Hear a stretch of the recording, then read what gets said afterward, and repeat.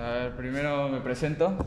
Soy Giancarlos Novacora, egresado de la carrera de Mecatrónica Industrial en TechSoup. Y bueno, acá voy a presentarles este pequeño taller. Más que todo se va a tratar sobre el desarrollo del robot mini humanoide. En la presentación pueden apreciar el robot que he desarrollado, el cual es llamado Asus. En cuanto a mi experiencia en concursos de robótica mini humanoide, ya llevo asistiendo a 5 concursos desde el año pasado. El último concurso que fue realizado me parece que fue de parte de Let's Go Robots la semana pasada, donde quedamos en el segundo lugar. Así que en cuanto al desarrollo de este tipo de robots, tengo una experiencia considerable. Y bueno, lo que se va a tratar en este pequeño taller es el siguiente. Acá tenemos el índice. Primeramente les voy a hablar un poco acerca de lo que viene a ser la competición en el ámbito de robótica mini humanoide acá en Perú. Luego tocaremos la parte de diseño del robot, materiales y componentes electrónicos que fueron usados, el desarrollo del código, la fabricación y ensamblaje, y bueno, también voy a presentar algunas demostraciones, mejoras potenciales y al final pueden realizar preguntas. A ver, primeramente, ¿a ustedes han participado? Bueno, entiendo que ustedes han participado en algún concurso de robótica ya. Sí, sí, ¿Han visto la categoría de mini humanoide anteriormente? sí, sí, claro. Ya, bueno, como sabrán y pueden apreciar en las imágenes, más o menos ese es el formato de la competición mini humanoides, donde se pone una pista de más o menos 1 metro por 60 centímetros y colocan 2 obstáculos que básicamente el robot tiene que evitar tocar. Y la competencia trata básicamente de completar el circuito en la menor cantidad de tiempo posible y evitar caerse y colisionar con los obstáculos, obviamente. Bueno, en la presentación pueden apreciar mi participación en tres concursos en particular. El HRF Callao. También tenemos el organizado por Let's Go Robot la semana pasada y el torneo internacional de robótica en la uni de, de ese año. En cuanto a la robótica de minihumanoides a nivel internacional, ahí podemos apreciar algunas competiciones que se realizan a nivel mundial. Por ejemplo, la RoboCup realizada en Brasil y en Rumanía, en la parte inferior, donde básicamente se procura de robots minihumanoides para una competencia de fútbol, ¿no? Básicamente. Un robot soccer, pero con minihumanoides. También tenemos la muy conocida RoboOne, organizada o realizada en Japón, pero las preliminares también se realizan en América Latina, como en este caso ese año va a ser realizado en Ecuador y el anterior año fue realizado en Chile. Y bueno, en esta competencia básicamente se trata de la pelea de robots minihumanoides, donde tienes que derribar a tu oponente eh, aplicándole un golpe, ¿no? Y en caso de que lo derribes 3 veces, ganas el set y bueno, básicamente se trata de eso. Bueno, en comparación a los torneos internacionales, la robótica minihumanoide que se realiza acá en el Perú no está tan distante, sin embargo podemos apreciar que los robots minihumanoides que en esas competencias se llevan a cabo tienen un mayor grado de complejidad. También podemos apreciar que la estructura de la mayoría de ellas es realizada en materiales metálicos como aluminio. Y asimismo tienen movimientos en cuanto a su cinemática mucho más complejos también. E incluso en la RoboCup se usa tecnologías de visión artificial para el monitoreo y la ubicación de los robots en todo momento, ¿no? Luego voy a pasar a explicarles el diseño del robot. Básicamente el diseño de mi robot lo hice en el software de diseño Fusion 360. Sin embargo, se pueden usar otros softwares como lo son Inventor, capaz SolidWorks, AutoCAD. ¿Han usado algún software de diseño anteriormente? AutoCAD y Fusion. Ya, entonces, bueno, pueden ahí conocer lo que es la herramienta de Fusion 360, ¿no? En cuanto al diseño y algunas consideraciones que se debe tener, básicamente en las competencias se tienen restricciones en cuanto a las dimensiones. Y en general en todas las competencias te ponen restricciones en cuanto a las dimensiones y el peso, ¿no? En ese caso no tenemos restricciones en cuanto al peso, sin embargo es conveniente que el robot pese lo menos posible para que los actuadores puedan desplazarlo de manera eficiente y más rápida también. Bueno, acá en el diseño de Fusion 360 básicamente lo que se trabaja es en Sketch y lo más ideal es restringir las dimensiones en el diseño preliminar. Como pueden apreciar hay una región cuadrada que está en forma de línea constructiva y ahí está delimitando las dimensiones máximas que puede tener el robot mini humanoide, que en el caso de las competencias que organiza RAS son de 20 centímetros de ancho y largo y la altura es de aproximadamente entre 30 y 50 centímetros. Entonces, antes de la concepción del robot mini humanoide, lo que se hace básicamente es restringir, darnos los límites máximos y a partir de ello se puede ir bosquejando las articulaciones del robot, ¿no? En la imagen se puede apreciar que se bosquejó primeramente el torso y los brazos y la amplitud de la pierna en la parte inferior. Al igual que también se visualizó cómo se iba a mover las articulaciones, visualizando o colocando esas circunferencias en color morado, que son básicamente referenciales para ver cómo es que se va a desplazar los brazos.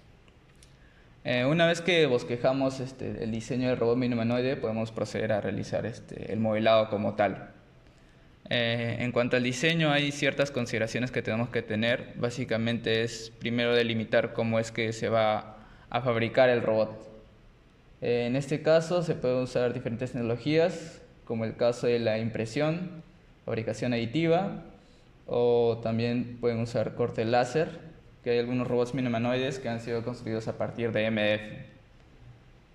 Y bueno, esa tecnología es mucho más rápida, porque hacer un corte de las piezas te sale en cuanto a una hora, media hora. Y la impresión, pues, demora mucho más. Hasta podría ser días, capaz. Depende de la complejidad y el número de piezas del que esté compuesta tu robot, ¿no? Otras consideraciones que se debe tener en el diseño del robot también es el cómo se va a ensamblar. Básicamente podrías usar uniones empernadas, usar pernos o tornillos, tuercas para ensamblar cada una de las partes. También podrías usar pegamento en algunas zonas que no requieran movimiento, no sean articuladas tal vez. Y bueno, eso debes tener en cuenta cuando realices el diseño, ¿no? Porque si vas a hacer uniones empernadas hay que considerar las dimensiones de los agujeros que debes dejar, las cavidades donde van a ir los pernos, que más adelante vamos a poder apreciar. Y también hay que considerar las dimensiones de nuestros actuadores. En el diseño de robots mini humanoides, básicamente los actuadores que se usan son los servomotores para cada una de las articulaciones del robot. Y en el mercado en general hay varios tipos de servomotores. Tenemos servomotores de capacidades en cuestión de torque, de menor capacidad, de más capacidad y también en las dimensiones. Entonces, cuando queramos diseñar el robot hay que tener en consideración esas dimensiones de los actuadores, también de la placa que vayamos a usar, de las dimensiones de los pernos. Usualmente yo suelo usar pernos M3, M2. Bueno, porque considero que son lo suficientemente fuertes para soportar la carga del robot, o sea, el total del peso. Sin embargo, podrías optar por pernos de mayor dimensión, pero no es tan conveniente porque incrementa el peso y no es óptimo ello. Luego, bueno, acá podemos apreciar este pequeño video donde básicamente se puede apreciar todo el desarrollo del robot. Desde la concepción de los bocetos hasta el diseño de cada una de las piezas, tanto de los brazos, las piernas, el torso, también el ensamblaje con los elementos como los pernos y las tuercas, ¿no? Asimismo hay que considerar dónde ubicar las placas tanto el microcontrolador que va a ser usado para el procesamiento de la cinemática y el control de las articulaciones. En caso de usar reguladores de tensión también es bueno ubicar de manera adecuada la batería y cualquier otra placa que se requiera, ¿no? En este caso hay una placa especial que se usa que es el PCA 9685, que básicamente nos permite usar hasta 16 servos con un solo microcontrolador. Entonces la comunicación entre el microcontrolador y esa placa es a través del protocolo I2C. Y bueno, es una placa muy usada y que es eficiente en sí, dado que los robots mini-humanoides por lo general cuentan con más de 13 servomotores en su totalidad, ¿no? Bueno, acá tenemos algunas consideraciones que debemos tener para el desarrollo del robot. En este caso, mi robot tiene articulaciones de paralelogramo, como pueden apreciar en las piernas. Esto para obtener un mayor equilibrio por parte del robot, dado que esas articulaciones permiten que no solo la fuerza sea efectuada por el servomotor, sino que tenga un apoyo en la otra parte que viene a ser del paralelogramo, ¿no?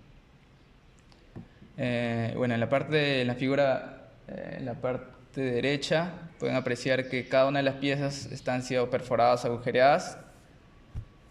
Esto se hace básicamente para reducir la cantidad de material empleada en cada una de las piezas. También reducimos el peso de cada una de las piezas y el tiempo de fabricación también se ve afectado. Y eso es lo ideal, ¿no? Obtener piezas que sean lo más eficientes posibles en relación al tiempo de fabricación, a la cantidad de material empleada y al peso, que es un factor importante al momento de diseñar robots mini-humanoides para poder para poder no sobreesforzar los actuadores y lograr desplazarnos más rápidamente, ¿no? Bueno, acá podemos apreciar el diseño completo del robot. Como pueden apreciar, en la mayor parte de elementos que componen al robot se ha optimizado lo más posible, retirando materiales de donde no venía el caso colocarlos y solo colocando material donde era necesario y donde la pieza necesitaba estar reforzada para soportar la carga total del robot. A ver, otro punto a considerar podría ser la consideración de las tolerancias. En este caso, como sabrán, el uso de impresoras o de fabricación aditiva no es del todo exacta. Hay ciertas tolerancias que se deben respetar para que las piezas que estén en contacto puedan moverse libremente o se acoplen de manera ajustada. Entonces ese es un punto a tomar en consideración, dado que la mayor parte de piezas que interactúan entre sí en un robot mini-humanoide, lo que se procura es que tengan el menor rozamiento posible en las articulaciones. Por ejemplo, en este caso las piernas son la parte que tiene mayor elementos. Entonces ahí es importante considerar el tema del rozamiento y de las tolerancias. Y también obviamente al momento de acoplar los pernos y las tuercas es importante también considerar la tolerancia para que nuestros elementos de acople puedan entrar de manera adecuada, ¿no? Y poder ajustar o ensamblar el robot de la manera más óptima posible. ¿Alguna pregunta hasta ahora?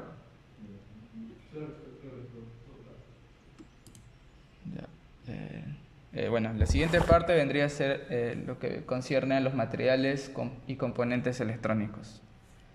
En la figura he colocado un esquema unifilar donde básicamente se puede apreciar todos los elementos, componentes electrónicos que están en el robot mini-humanoide.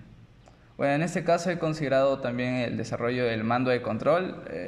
Sin embargo, lo pueden omitir, dado que se pueden usar mandos de PlayStation o un teléfono móvil conectado por Bluetooth al robot mini-humanoide, ¿no?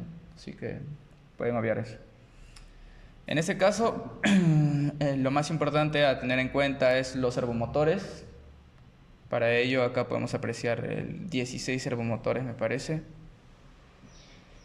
Sin embargo, podrían optar por usar una menor cantidad de servomotores. Eso va a depender de los grados de libertad que quieran colocar a su robot humanoide, ¿no? También tenemos la placa del microcontrolador o la tarjeta de desarrollo que van a usar, que pueden optar por un Arduino, un ESP32 o una Raspberry. En este caso, he considerado que la ESP32 es la que más se ajusta en relación a la velocidad de procesamiento y también al costo, ¿no? Que como sabrán, es una tarjeta de desarrollo china y bueno, tiene un costo más bajo en consideración a las otras opciones como Arduino y Raspberry. Asimismo, la placa ESP32 tiene integrado lo que viene a ser el Bluetooth, Wi-Fi y el protocolo ESP-NO, no sé si lo conocen. Ya, bueno, en ese caso, para mi robot humanoide uso ese protocolo.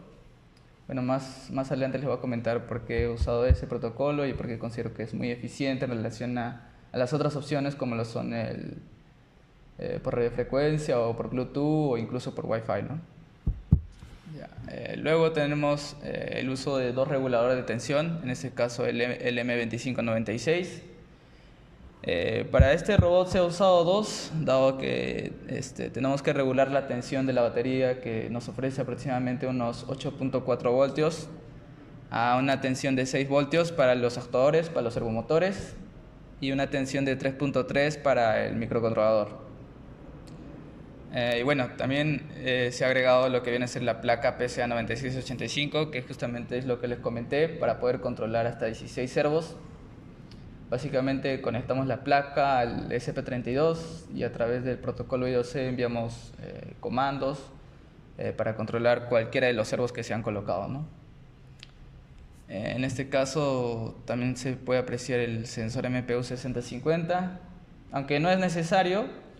Y bueno, en la categoría de robot humanoide actualmente que se realiza en los concursos está prohibido el uso de sensores, así que no se usa, pero más adelante les voy a comentar por qué lo consideré. Sin embargo, no lo uso, en las competencias en que he participado no he hecho uso de ese sensor. Y bueno, una pantalla OLED, que también pueden obviarlo. Bueno, básicamente se usó para personalizar al robot. Si se habrán dado cuenta, el robot tiene como una carita, entonces ahí básicamente animamos el rostro del robot, pero no es necesario. Y bueno, por la parte del mando de control, podría comentarlo. A ver, bueno, acá también en el mando de control tenemos un ESP32, que básicamente para el control es el protocolo ESP-NO, como lo pueden ver, entre ESP32 y ESP32. Enviamos datos a través de mi mando de control y el robot los recibe, los procesa y realiza una acción. En ese caso, el mando de control también tiene un regulador de tensión para alimentar el ESP32, para alimentar la pantalla. Y tenemos el joystick y los pulsadores para poder navegar en el menú del mando de control y enviar algún comando. Bueno, luego tenemos los materiales, que básicamente son los siguientes. Para el robot humanoide que he desarrollado, para el robot Asus, básicamente todo está en base a la impresión 3D. Así que el material que más he usado es el PLA. Hay otros tipos de materiales que pueden implementar para impresión 3D, como son el TPU y bueno, una gran variedad de PLAs, que también hay PLA Plus. Va a depender básicamente de su robot, ¿no? Si las piezas requieren tolerar mayor cantidad de carga o si van a estar expuestos a circunstancias diversas, ¿no? Sin embargo, el PLA convencional es el más usado y bueno, para las competencias que se realizan acá en Perú son suficientes. Sin embargo, también, como les comenté, podrían usar MDF con corte láser. Es una buena alternativa también porque te reduce el tiempo de fabricación. Luego tenemos los cables para realizar las conexiones electrónicas entre las placas, también con la batería y los demás elementos, ¿no? También tenemos cintillos. En este caso, por ejemplo, cada uno de los actuadores está conectado a la placa PCA y bueno, por ende todos están conectados a esa placa y entonces ahí se puede apreciar un desorden de los cables. Entonces para poder ordenarlos pueden usar un cintillo o una cinta capaz. Va a depender de lo que vean más conveniente. Y bueno, tenemos ahí también los pernos, que como les comenté son los que yo uso son M2 y M3. Bueno, acá en el mercado peruano no sé si sean muy comerciales. Yo personalmente los he pedido por AliExpress, sin embargo acá creo que se maneja más el de 1/8, que también podría ser una alternativa. Y en general va a depender del diseño que realicen, ¿no? Luego tenemos el desarrollo del código. En mi caso he usado el lenguaje de programación MicroPython. Sin embargo, pueden usar el entorno de desarrollo de Arduino, que es Arduino IDE. Incluso pueden programar en C, en C++. He usado MicroPython básicamente porque es un lenguaje muy fácil de aprender, muy fácil de usar. Está basado, así como lo dice su nombre, en Python. Así que es un lenguaje bastante amigable. Y bueno, otro de los factores por qué he elegido este lenguaje de programación es el manejo que tiene con los arrays. Más adelante van a poder apreciar lo que les estoy hablando, dado que la cinemática, el movimiento del robot básicamente se centra en el manejo de arrays o listas. Entonces, la forma en que MicroPython o el lenguaje MicroPython interpreta o usa los arrays es un poco diferente a lo que lo hace, por ejemplo, Arduino IDE. Arduino IDE me parece que los arrays lo toman, no, los elementos que componen cada array no lo toma como elementos propios, sino como direcciones a registros. Caso contrario, MicroPython los interpreta de otra manera y trabajar con arrays en MicroPython es mucho más fácil, mucho más entendible, por así decirlo. Entonces es por ello que se eligió ese lenguaje de programación. Otro factor importante al momento de programar los robots mini humanoides es el tema del uso de los servomotores. En este caso hay que tener en consideración el PWM, el ciclo de trabajo de cada uno de los servomotores, la frecuencia en la cual trabajan, dado que en ciertos casos varía ese valor. Y bueno, acá en la parte inferior pueden apreciar todas las configuraciones que se ha realizado. Para el robot mini humanoide que he desarrollado he usado el servomotor MG90S. Y bueno, ese se trabaja a una frecuencia de 50 Hz, una banda muerta de 600 microsegundos hasta 2400 y tiene un rango de movimiento de 0 a 180 grados. En el mercado peruano la mayoría de servomotores también trabaja con esos parámetros, sin embargo hay opciones tanto fuera como dentro del Perú que varían un poco los parámetros, incluso hay unos que trabajan a 60 me parece y tienen mayor amplitud de movimiento, trabajan hasta 360 grados o algo por ahí. Entonces es importante tener esa consideración. Y bueno, acá hay un ejemplo que les había colocado acerca de la programación de un servomotor en Arduino en este caso. Y en general, básicamente la programación del robot es el uso de servomotores. Es cómo usemos los servomotores tanto de las piernas y de los brazos, de las caderas, para poder básicamente simular la cinemática humana, ¿no? Porque lo que se busca es que el robot imite la caminata humana y pueda completar el circuito.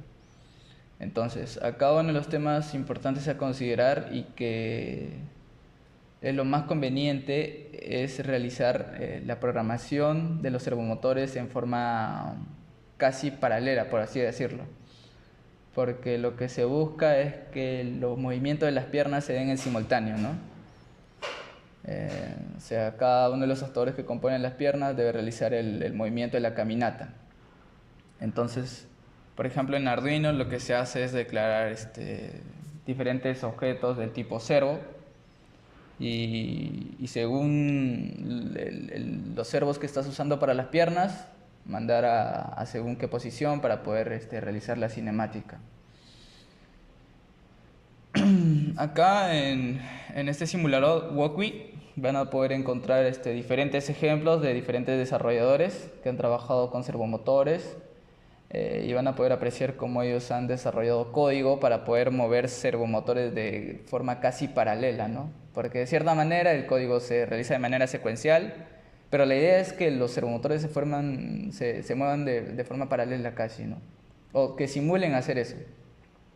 Porque, por ejemplo, en la caminata no podemos hacer que sea secuencial porque si no sería un poco robótico y capaz ahí se desequilibra el robot. Entonces la idea es tener una caminata mucho más orgánica. Okay.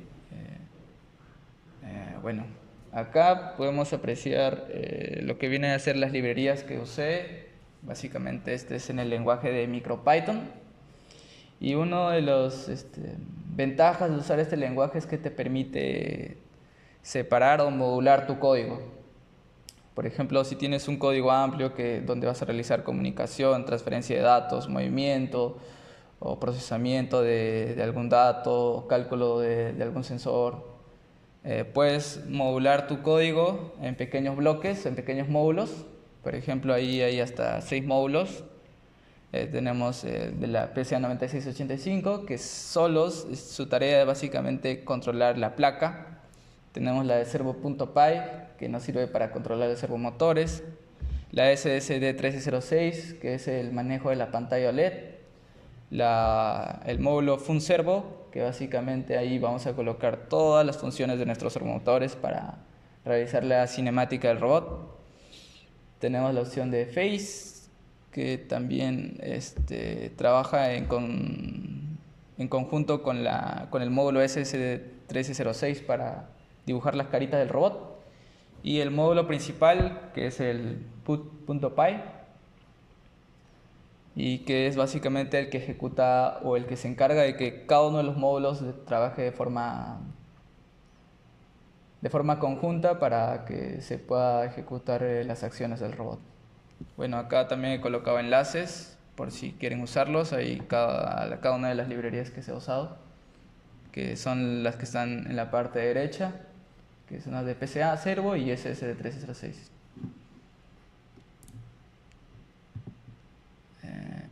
Y bueno, acá está lo que les comenté acerca del manejo de arrays, que es cómo se maneja el movimiento y la cinemática del robot.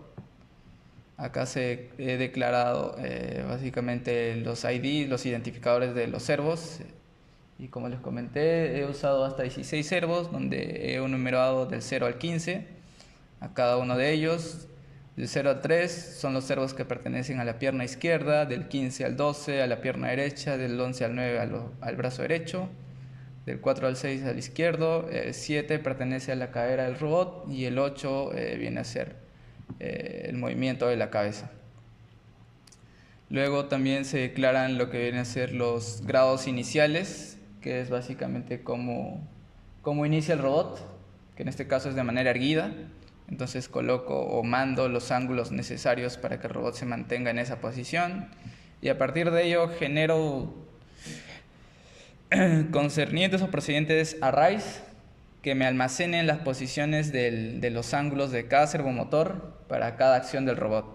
Por ejemplo, para hacerlo saludar, puedo colocar más arrays con diferentes grados y hacer ese movimiento. Para caminar también hay una serie de grados que se deben colocar.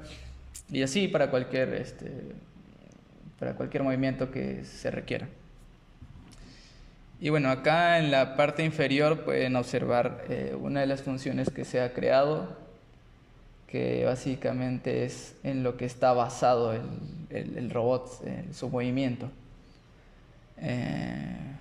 ¿Alguna vez han usado un servomotor? Sí. Yo en proyectos, pero muy alejado de lo que es el uso para hacer Como sabrán, por ejemplo, a los servomotores se les manda un grado, ¿no? O sea, se les dice mueva a cierto grado y así. Básicamente ellos trabajan con referencias absolutas. O sea, si le mandas a 0 se mantiene en una posición en específico, y cuando lo mandas a un grado diferente se desplaza. Sin embargo, nosotros no controlamos la velocidad a la que se desplaza. O sea, se mueven de manera brusca, no sé si lo habrán notado. Entonces, eso es muy poco eficiente, por ejemplo, cuando quieres realizar la caminata del robot. Hacer movimientos bruscos hacen que el robot se mueva demasiado y pierda equilibrio. Entonces, lo que se ha realizado básicamente es suavizar ese movimiento. Lo que se hace, en vez de enviarle todo el recorrido, por ejemplo, de 0 a 90, ya no se le envía de 0 a 90, sino se le envía, por ejemplo, 0, 1, 2, 3, 4, 5, de forma discreta, como pasito por pasito. Además podemos, en la parte inferior, por ejemplo, en el comando time.sleep, ahí colocamos el tiempo que queremos que se demore. En ese caso controlamos el tiempo que se va a demorar un servomotor de moverse de un grado a otro, y podemos controlar el tiempo, también podemos controlar el número de pasos que va a realizar y de esa manera suavizar en sí el movimiento, ¿no? Y que eso es lo que se busca, porque al momento de realizar la caminata no queremos realizar movimientos bruscos que pueden desequilibrar al robot. Entonces la idea es suavizar esos movimientos y para ello se creó esta función, ¿no? Básicamente recibe los siguientes parámetros: el parámetro de servo, que nos indica el identificador del servo que queremos mover; inicio y final, que nos dan a entender el ángulo inicial y el ángulo final al cual queremos mover el servo; y el diferencial de tiempo, que nos indica el tiempo entre pasos. Y a través de un ciclo for comenzamos a iterar los ángulos y llevamos al servomotor desde un ángulo inicial a un ángulo final en una determinada cantidad de tiempo, ¿no? Y bueno, para poder realizar la cinemática del movimiento del robot se hace esta función, pero para todos los servomotores, porque en ese caso se está manejando uno solo. La idea sería manejar todos en forma simultánea y enviar los micropasos a cada servomotor para poder realizar el movimiento. Y bueno, acá justamente viene lo más importante a considerar, que es la cinemática de la caminata del robot, que dado que es un mini humanoide, está inspirado en la caminata humana, ¿no? Bueno, hay diferentes estrategias que pueden considerar para poder realizar esa tarea. Sin embargo, una de las más frecuentes es la que se aprecia en la imagen, que básicamente lo que se trata es de apoyarse en una sola pierna al momento de realizar la caminata del robot. De alguna manera colocar el centro de gravedad del robot en el área cubierta por una de las piernas y así evitar el desequilibrio, y con la otra pierna realizar el movimiento hacia adelante, apoyarse en esa otra pierna y mover la otra, y así de manera secuencial. Y bueno, ahí hay que considerar lo que viene a ser el centro de gravedad, ¿no? Por ejemplo, si desplazamos el centro de gravedad demasiado a la izquierda, demasiado a la derecha, podemos ocasionar que el robot se caiga. Entonces la idea es trabajar con ello. Por lo general, los pasos que se realizan deben ser de manera rápida, pero no tanto, dado que podría ocasionar que el robot también se vaya para adelante o para atrás.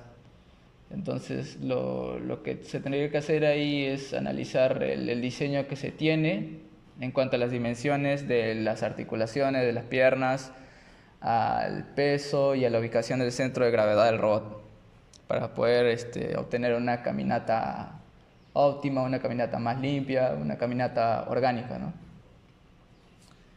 Y bueno, en la parte derecha se puede apreciar, por ejemplo, lo que se maneja, que son los grados de las articulaciones para la caminata.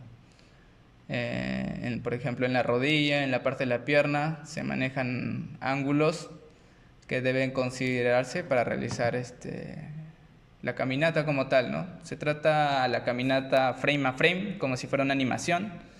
Entonces se toma diferentes posiciones de nuestra estrategia de caminata, se las imita en el robot humanoide mandándole esos ángulos y considerando los tiempos entre cada paso, también se le envía el tiempo y puedes imitar la caminata, ¿no?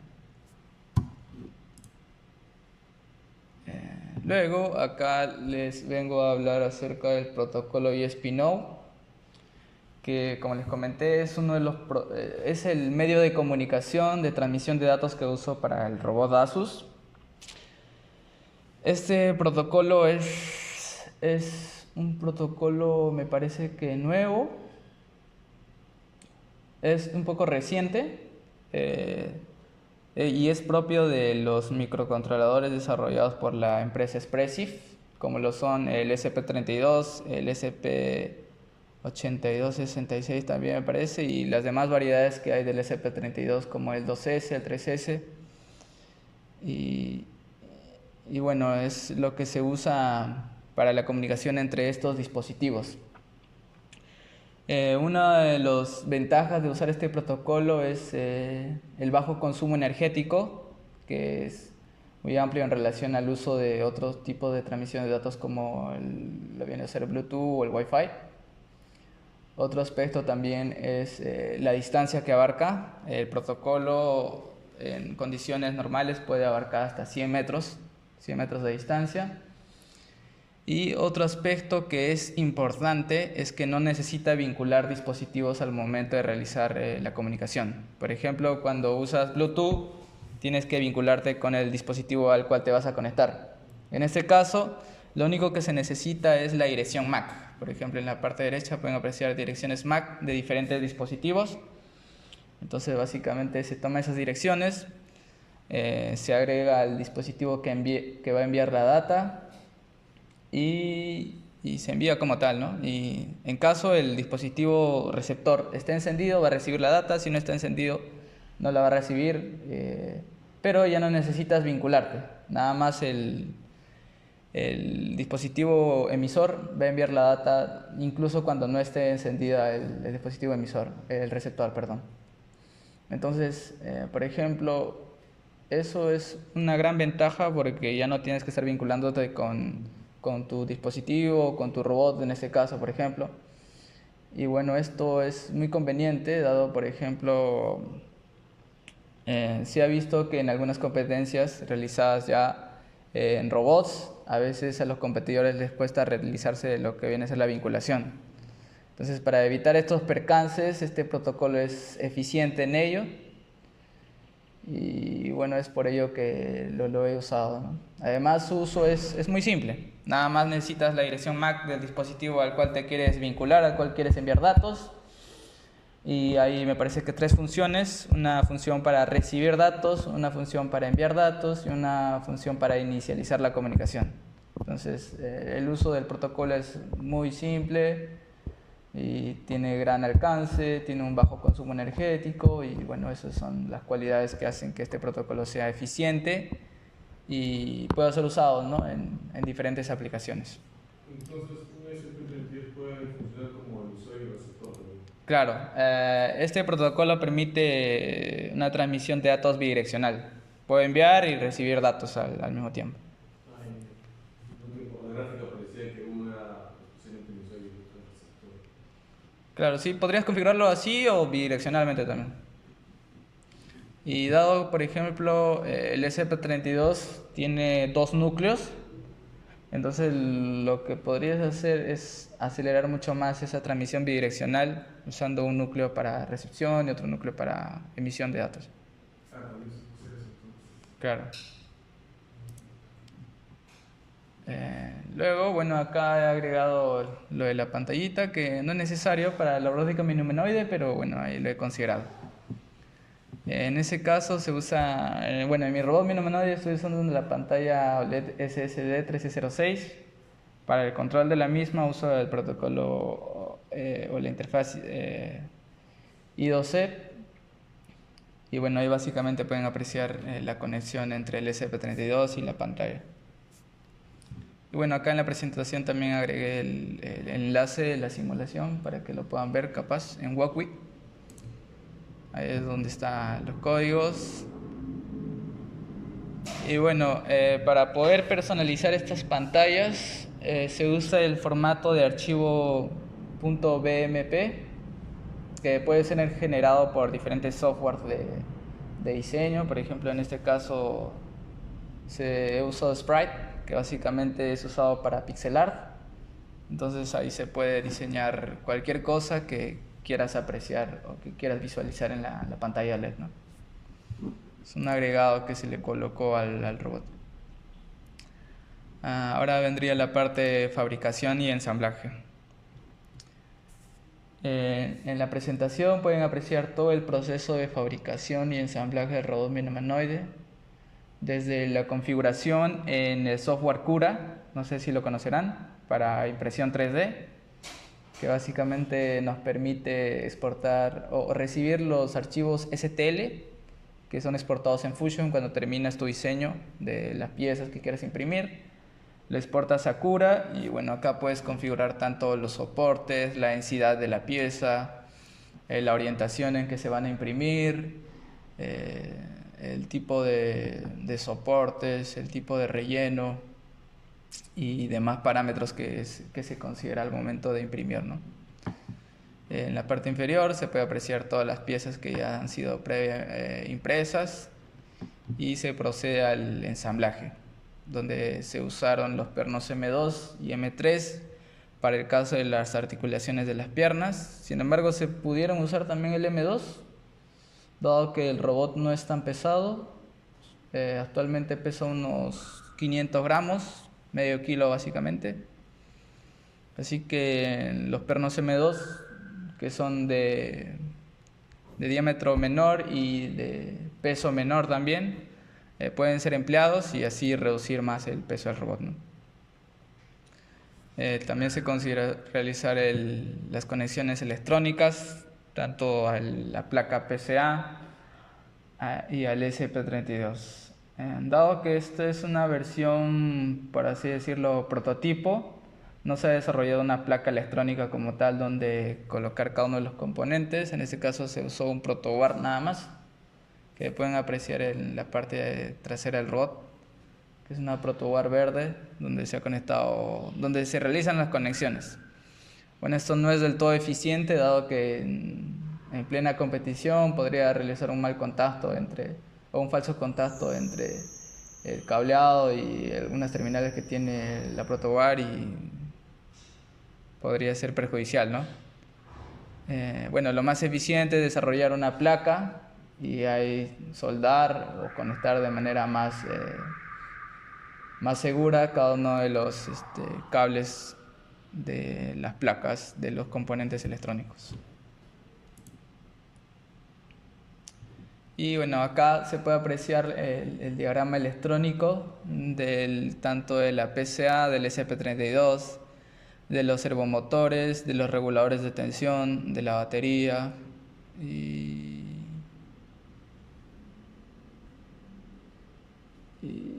no coloqué la pantalla, pero bueno, no es necesario. Bueno, ahí se puede apreciar la conexión de todos los servos a la placa PCA 9685, que admite hasta 16 servos. En este caso he colocado nada más 11, pero se pueden usar los demás canales.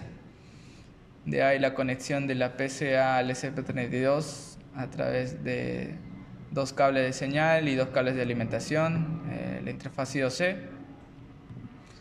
Y también el uso de reguladores de tensión, el MN2596, para suministrar energía a la placa, al SP y a los actuadores, que son de 6 voltios a la PCA y de 3.3 al SP.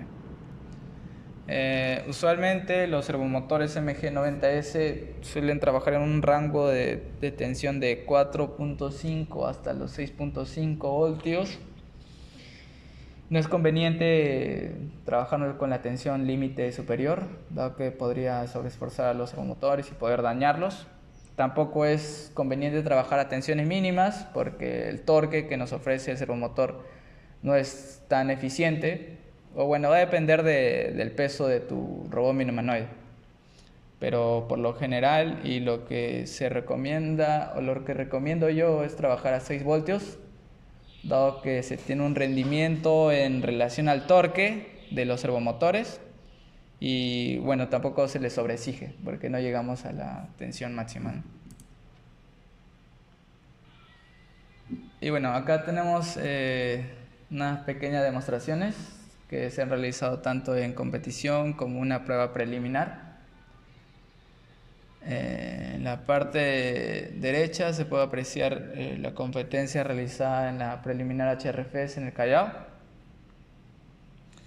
donde hicimos un tiempo de 25 segundos en completar el circuito. Sin embargo, en la prueba preliminar realizada se logró completar el circuito en un tiempo de 13 segundos, de 14, perdón.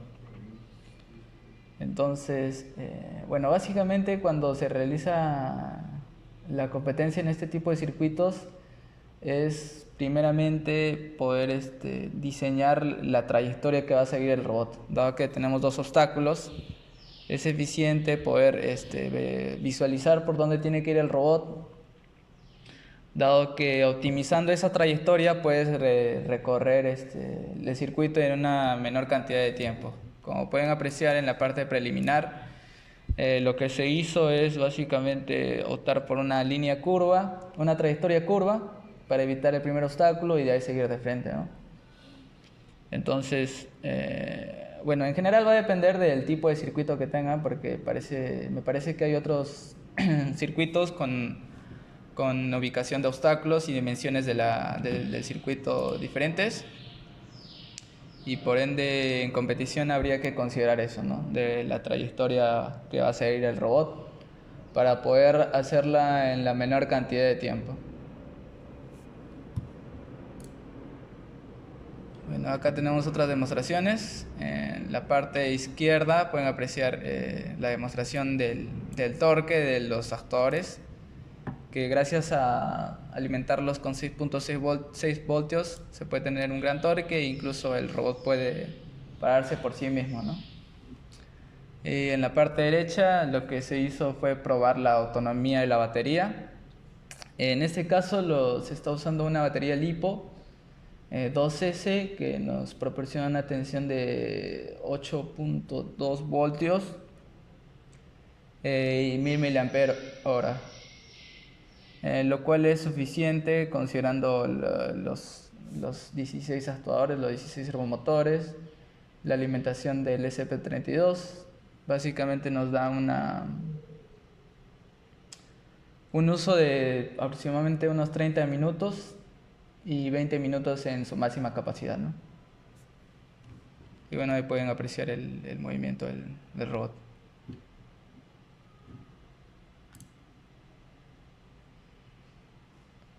En el caso de realizar el movimiento hay que considerar también el uso de las articulaciones de manera eficiente. Por ejemplo, para el momento de la rotación del robot, lo que se hace es básicamente hacer como un pequeño saltito y el giro de cadera.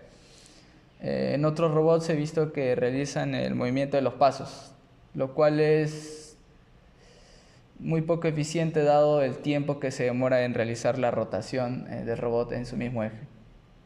Sin embargo, realizar esos saltitos tal vez nos permite reducir el tiempo, y bueno, eso es lo más óptimo para las competiciones, ¿no? Luego tenemos lo que serían las mejores potenciales para los robots mini-humanoides. En este caso lo que se podría plantear es el uso de una cinemática inversa. Básicamente lo que se debería hacer, o lo que sería más eficiente hacer, es modelar el robot mini-humanoide de manera virtual, colocando las dimensiones de las articulaciones, y poder realizar una cinemática inversa para poder modelar el movimiento de una manera más eficiente. Asimismo, se pueden realizar simulaciones dinámicas tanto del robot para poder obtener movimientos más óptimos, ¿no? Dado que usualmente lo que se hace es básicamente tratar al movimiento como pequeños frames del movimiento, entonces colocar los servos a determinados ángulos y mandarlos así como si fuera una animación. Lo más eficiente sería capaz de realizar la cinemática inversa, considerar el centro de gravedad, la potencia consumida por cada uno de los actores, el torque y demás consideraciones que se tiene cuando se hace este tipo de modelos matemáticos, ¿no? En el caso de usar esta estrategia, ahí sí debería optarse por uso de placas más potentes, placas de desarrollo más potentes. Por ejemplo, podría ser una Raspberry Pi, que te permitan realizar todos estos cálculos y todo este procesamiento que se requiere para ese tipo de movimientos con estrategias de cinemática inversa. Otro de las mejores potenciales que se puede usar es el entrenamiento reforzado. Como verán o como sabrán, en estos momentos se realiza el boom del uso de la inteligencia artificial, ¿no? Entonces, usar esta tecnología para poder entrenar a nuestros robots podría ser una buena opción. La figura que pueden apreciar en la presentación se ha extraído del software de Isaac Jim, no sé si no lo conocerán, es desarrollado por NVIDIA. Y básicamente lo que se hace es modelar al robot de manera dinámica, considerando las dimensiones de las articulaciones y demás aspectos. Y a través de entrenamiento reforzado poder entrenar al robot para que realice movimientos de forma más orgánica, más estable, más óptima. Entonces esta podría ser una de las mejoras a considerar para el desarrollo de la cinemática del robot humanoide, y no solo para competición, sino para otros temas, ¿no? Sería llevar al robot humanoide al siguiente nivel, que es lo que se busca en sí. Y bueno, me parece que esa sería toda la presentación. Si tuvieran alguna pregunta, pueden revisarla. ¿De cuántos servomotores mínimos se podría empezar?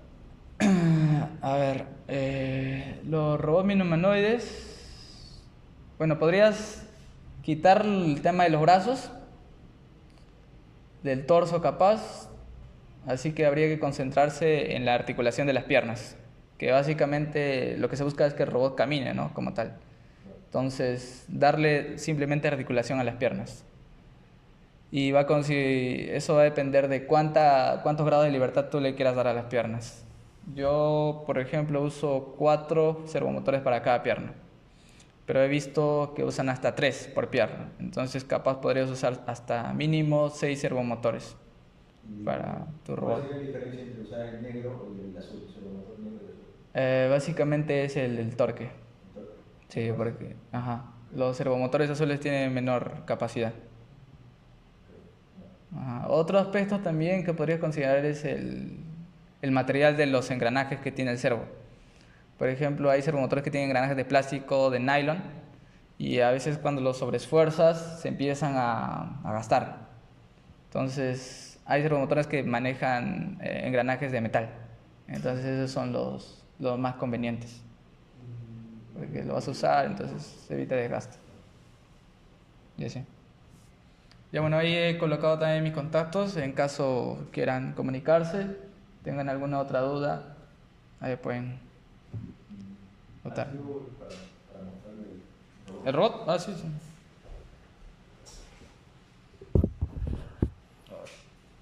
O sea, bueno, ahorita no está funcionando del todo,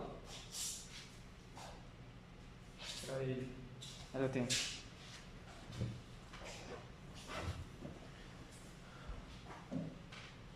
Y acá es el mando que se ha desarrollado, ¿no?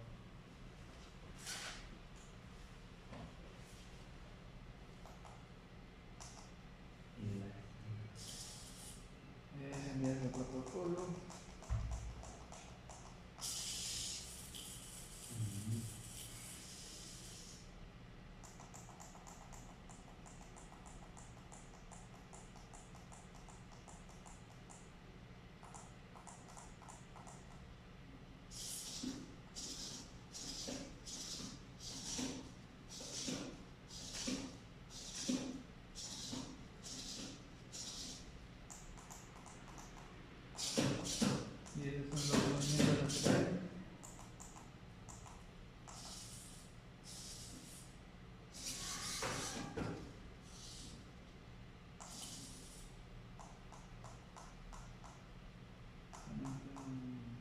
¿Sí?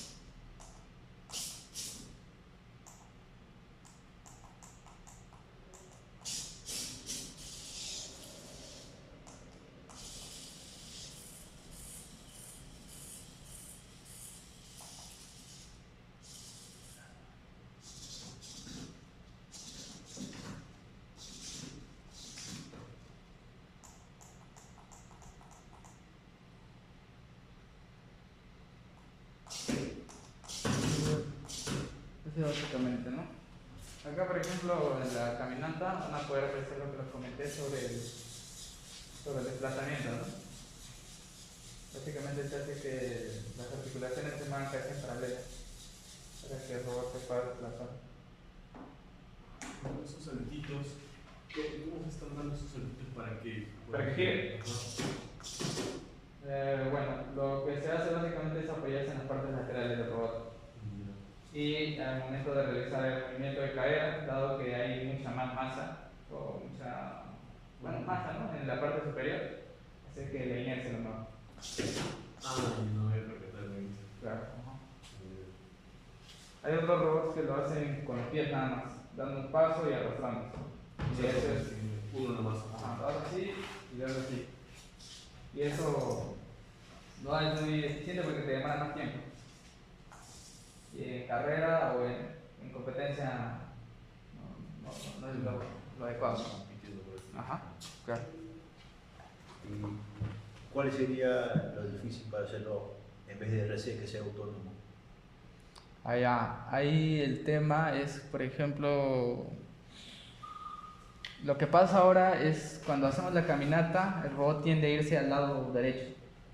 Entonces la idea es hacer que la caminata sea recta. Entonces medir la cantidad de pasos que tú le das y la cantidad de longitud que se desplaza en pista.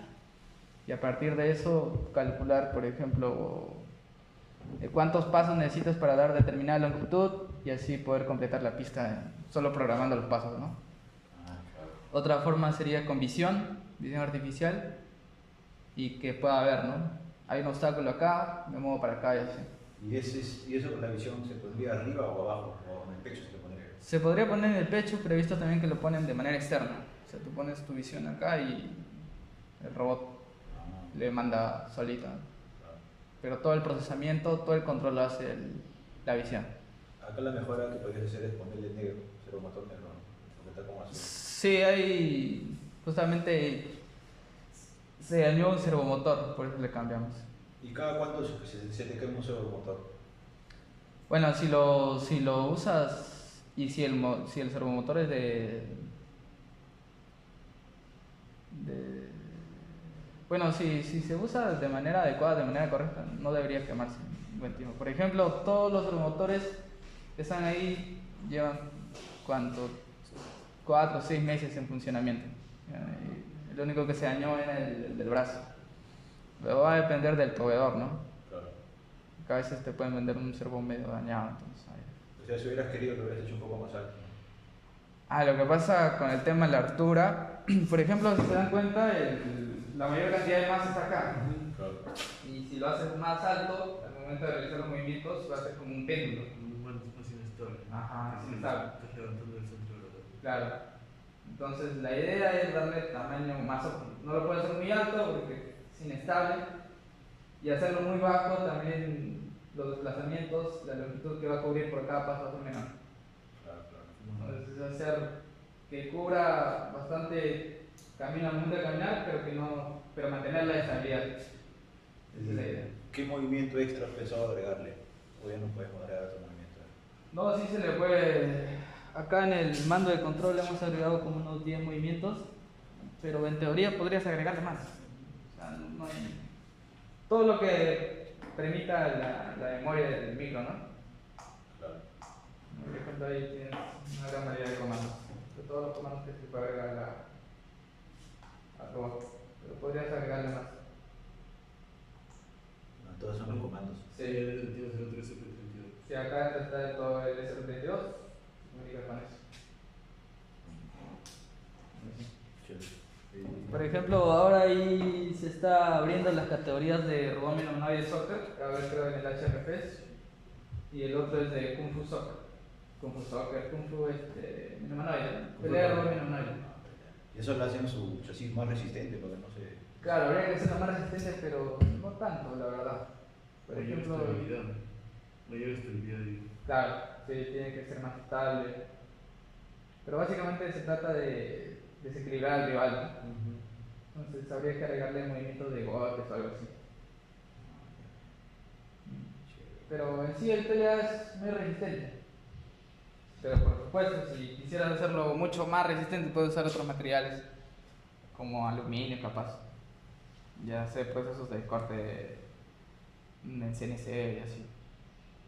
Claro. Ujú. El que te ocupa más espacio es el PCA, ¿no?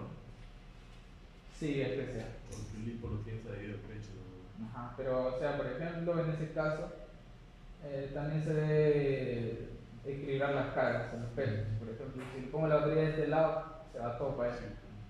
Entonces la idea es equilibrar. El peso que tú le pongas tanto adelante como atrás como a los costados debe ser básicamente el mismo para que el robot no tienda a irse a un costado. Sí, y al final prácticamente le han dado también algo estético al colocarlo así, porque está de fondo. Ah, claro, también. Ya, sí, el tema ahora es el tema de la placa. Hay que diseñar una PCA, una PCB para que pueda almacenar ahí la placa y las conexiones. Claro. Por ejemplo, también acá adentro hay un sensor IMU. Ah, verdad que es de que no hemos usado. Ajá. Bueno, en competición no se puede usar el sensor, no está permitido. ¿Para qué lo habían considerado? Bueno, fue una mejora que se estaba tratando para el momento de que el robot esté básicamente consciente de su orientación. Por ejemplo, por lo general tú mandas los comandos y el robot ejecuta, ¿no? No importa si ya se cayó, sigue ejecutando, porque no está enterado de su entorno. Entonces la idea es darle un feedback, que el robot sea consciente de su orientación, de su centro de gravedad. Si está inclinado, claro, lo coge. Entonces, por ejemplo, si tiene que irse a un costado, hacer que el robot mismo pueda Sí, ajá, que se balancee y estabilice. Entonces esa era básicamente la idea. Ahí cerrar el láser control y hacer un tipo de ajuste para el robot mismo balancearse y mantenerse erguido, equilibrado en todo momento.